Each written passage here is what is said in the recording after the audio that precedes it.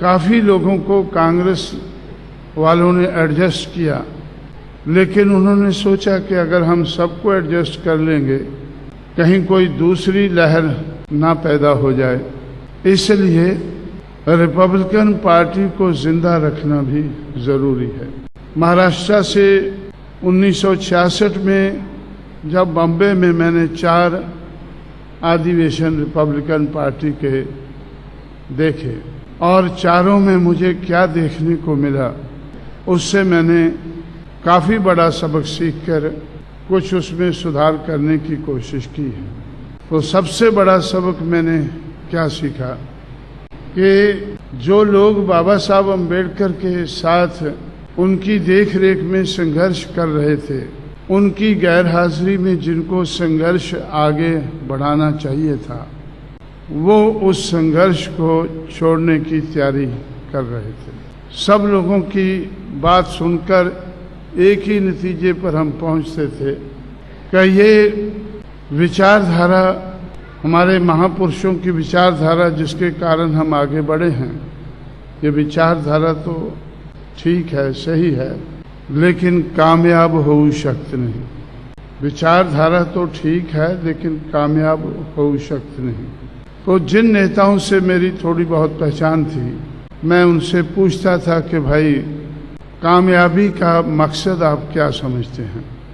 तो उनका कहना था कि इस विचारधारा को अपनाकर हम एमएलए नहीं बन सकते, हम एमपी नहीं बन सकते।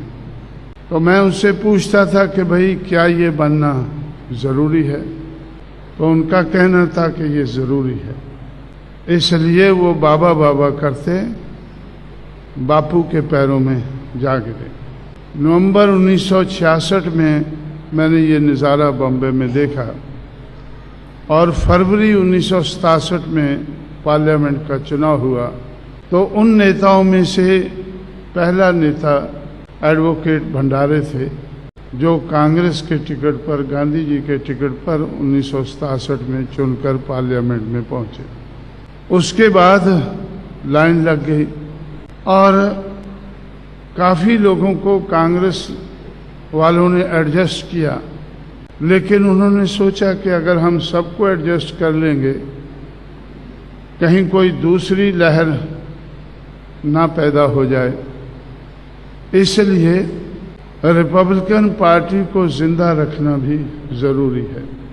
सबको कांग्रेस में लेना सही नहीं रहेगा, इनको भी जिंदा रखना ज़रूरी है।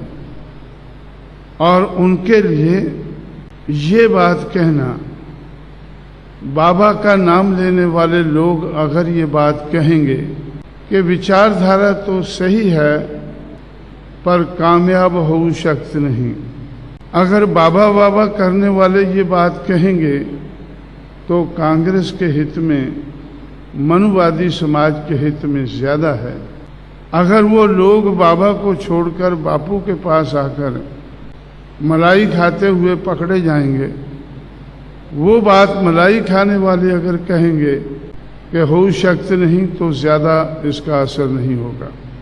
ऐसा मैंने महाराष्ट्र में सीखा और उस वक़्त मुझे ऐसा लगा कि भंडारे, दादा साहब गायकवाड़, दादा साहब रूपवते और दूसरे जो नेता थे, उनके बारे में मैंने सोचा, जो बाबा साहब के साथ मिलकर काम करते थे।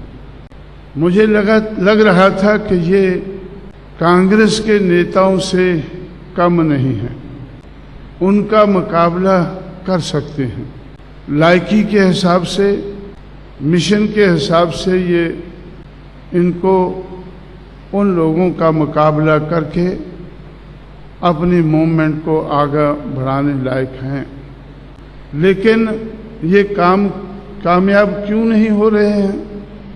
बहुत गौर करने के बाद मैं इस नतीजे पर पहुंचा, उन लोगों की हालत को देखकर, मिशन की हालत को देखकर इस नतीजे पर पहुंचा कि जिन लोगों की गैर राजनीतिक जड़ें मजबूत नहीं होती हैं, उन लोगों की राजनीति कामयाब नहीं हो सकती। जिस समाज की गैर राजनीतिक जड़ें मजबूत नहीं होती हैं, उनकी राजनीति कामयाब नहीं हो सकती। इसलिए अगर ऐसे समाज की राजनीति को कामयाब बनाना है तो इस समाज की गैर राजनीतिक जड़ों को मजबूत करना जरूरी है।